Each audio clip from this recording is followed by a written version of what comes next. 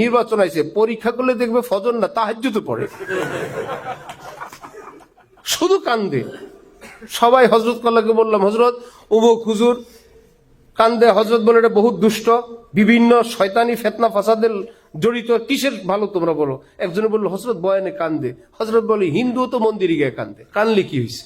আল্লাহু আকবার, কানলে কি হয়েছে? কেউ লায়লার জন্য কান্দে, মক্কা শরীফ গিয়ে কান্দে, কেউ তো বুঝে না। এতদিন বলছিল আল্লাহ আমার বিয়া যেখানে ভালো সেখানেই করান, এখন বলে আল্লাহ সব ভালো আমার লায়লার কাছে নিয়ে আসেন।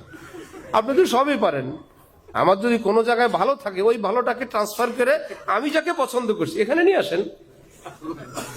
এই জন্য কান্দে। এই চোখের পানি দেখলেই কি আল্লাহ বলা? দরকার ছিল যে মাদকাসক্ত কিনা এটা নিশ্চিত হয়ে একটা 92 ভাগ মুসলমানের দেশের প্রতিনিধিত্ব করার জন্য কমপক্ষে কোন মাদকাসক্ত কি হইতে পারবে না, সংসদ সদস্য হতে পারবে না। এই আইন করলেই তো আমরা বেঁচে যেতাম।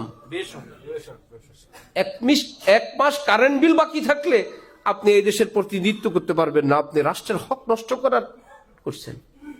কিন্তু কত ধরনের অসভ্য লোক, এরা সব এখন নামাজি হয়ে গেছে, তাহাজ্জুদ গুজার হয়ে গেছে। আল্লাহ কোনো দল মত নাই, যে এলাকায় যে ভালো, আকীদায় ভালো, দেশের জন্য ভালো, সমাজের জন্য ভালো, সেই এলাকায় আমরা তাদেরকে ভোট দিব। ঠিক আছে ইনশাআল্লাহ। আল্লাহ আমাদের দেশের জন্য কল্যাণের ফয়সালা করেন। আল্লাহ সব পারেন।